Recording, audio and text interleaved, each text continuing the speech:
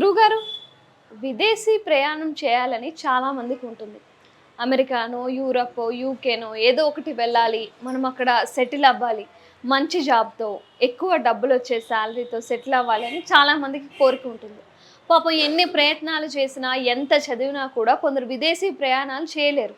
విదేశాల్లో సెటిల్ అవ్వలేరు. మరి అలా సెటిల్ అవ్వాలి అంటే మీ దగ్గర పరిష్కారం ఏమైనా ఉందా? ఓం నమ శివాయ. అయితే ఈ విదేశ ప్రయాణం అనేది చాలా గొప్పది.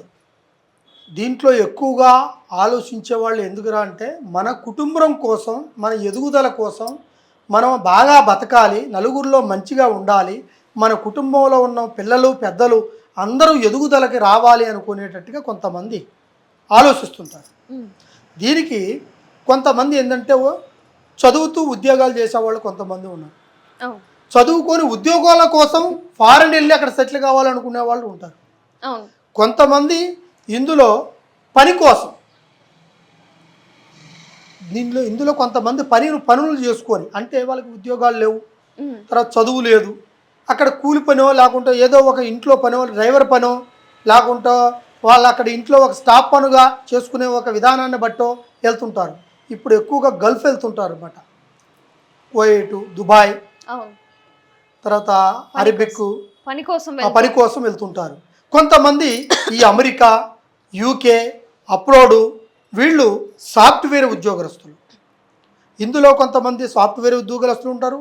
కొంతమంది వాళ్ళు డిఫరెంట్ కొంతమంది ఉద్యోగాల కోసము అక్కడ ఒక కంపెనీ సాధించుకొని అక్కడ నిలబెట్టుకొని పోవాలి, అక్కడ సాధిస్తే ఫలానా కంపెనీలో మంచి శాలరీ ఉంది, మంచి భవిష్యత్తు ఉంటుంది, దాన్ని బట్టి మన లైఫ్ మారుతుంది, ఈ లైఫ్తో పాటు లైఫ్ పార్ట్నర్ కూడా కలిసి వస్తుంది అనే ఒక సబ్జెక్ట్ని తీసుకొని చదువుతూ కొంతమంది ఆ ఒక్క బిజినెస్ కోసం కొంతమంది పోయేవాళ్ళు ఉంటారు. కొంతమంది ఉద్యోగాల కోసం పోవడానికి ప్రయత్నిస్తుంటారు.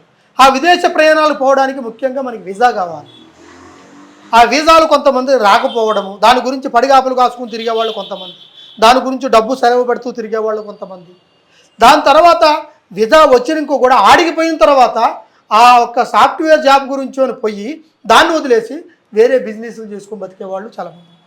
ఎందువల్ల అక్కడికి పోయిన తర్వాత వాడికి అది కిక్ కాలేదు, అంటే అక్కడ వాళ్ళకి ఆ జాబ్ రాకోకుండా, ఆ జాబ్ రానియకుండా, ఈ విధంగా కొన్ని ప్రాబ్లాలు అవి ఇంట్లో చెప్పుకుంటే బాధపడతారని అక్కడ ఏదో ఒక పని చేసుకుంటూ నేను సాఫ్ట్వేర్లోనే ఉన్నాను అనుకొని తల్లిదండ్రులతో చెప్పుకొని అక్కడ వాళ్ళు బాధపడకూడదు, వాళ్ళకి మనం రూపాయి పంపించాలని శ్రమతో చాలా వరకు వాళ్ళ ప్రాణాన్ని పణంగా పెట్టి పోరాడుతున్నారు. అదేవిధంగా ఈ కోయేట్కి వెళ్ళిన వాళ్ళు, ఈ కోయేట్లో చాలామంది హింస బాధలతో పడుతుంటారు. కంటికి కురుగు ఉండదు, కడుపుకు తిండి ఉండదు, సరైన మార్గం ఉండదు. ఎక్కువగా ఏంటంటే ఇంట్లో పనిచేసేవాళ్ళు, అంటే ఆ ఇంటి యజమాని చెప్పినట్టుగా చేసుకుంటూ పోవాలనుకునే వాళ్ళు కొంతమంది. తర్వాత దాని టైం అయిపోతున్న తర్వాత వాళ్ళు ఒక 1 year 2 years అని గ్యాప్ అని పెట్టుకుంటారు. వాళ్ళు ఈ 1 year 2 years తర్వాత వాళ్ళు వెళ్ళిపోవాలి. మేము ఇక మాకు ఉద్యోగాలు అనేది లేవు, ఏమి లేవు, పనులు లేవు, అయిపోయి వచ్చినాయి, మనకి దూరం వెళ్ళిపోవాలి, మనం ఇంకా ఏదో ఒక ఎత్తుకోవాల్సి వస్తుంది అని అనుకుంటుంటారు కొంతమంది. అప్పుడు వాళ్ళకి బాధలు, ఎందుకంటే అక్కడైతేనే వాళ్ళకి కంఫర్టబుల్గా ఉంటుంది, అటు శాలరీ విషయంలో కానీ వాళ్ళు చూసుకునే విధానంలో కానీ బాగుంటుంది, అది దాటిపోకూడదు అన్నట్టుగా వాళ్ళు ఆలోచిస్తుంటారు. కొంతమందికి వీసా ప్రాబ్లం లేకుండా వీసాలతో ఇబ్బంది పడుతుంటారు. కొంతమంది వాళ్ళకి కొన్ని చికాకులు కలుగుతుంటాయి, అక్కడ వాళ్ళు మనశ్శాంతిగా ఉండదు, శాలరీ తక్కువ ఇవ్వడము, తర్వాత వాళ్ళు ఇంట్లో ఆరోగ్య సమస్యలు కలగడము, వాళ్ళు అక్కడికి పోయిన తర్వాత కొన్ని ఇబ్బందులు పడి మానసికంగా నలిగిపోతుంటారు. అక్కడి నుంచి ఇంకో చోటుకు మారాలి, ఆ ఒక్క ఆఫీస్ నుంచి ఇంకో ఆఫీస్ మారాలి, లేదంటే ఆ పని నుంచి ఇంకొకరి దగ్గరికి పోవాలి.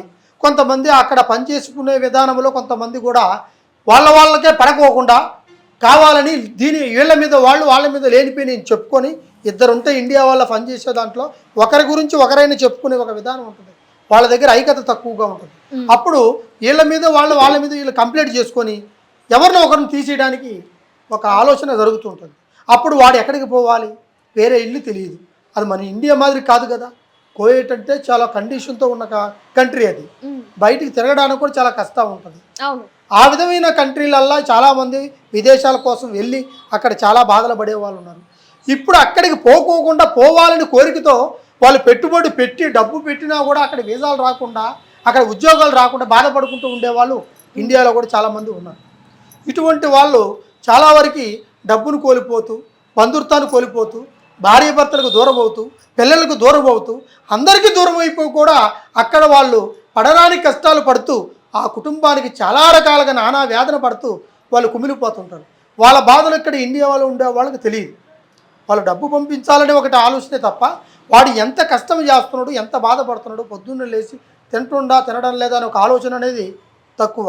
అక్కడ కొంతమందికి మన ఇండియన్స్ అంటే చాలా వరకు అభిమానం ఇచ్చి దానికి వాళ్ళకి తగినట్టుగా ఆహారాన్ని, వాళ్ళ ఆరోగ్యాన్ని పట్టించుకునే వాళ్ళు ఉంటారు.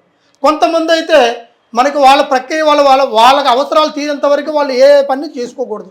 ఆ పని పూర్తయిన తర్వాత మిగతా పని వాళ్ళు చూసుకోవాలి తప్ప ఇట్లా కొంతమంది కండిషన్లు పెట్టే వాళ్ళు ఉంటారు. మరి దీనికి పరిష్కారాలు మీ దగ్గర ఉన్నాయా? కంపల్సరిగా ఇలాంటి వాళ్ళకి పరిష్కారం కంపల్సరిగా ఉంది.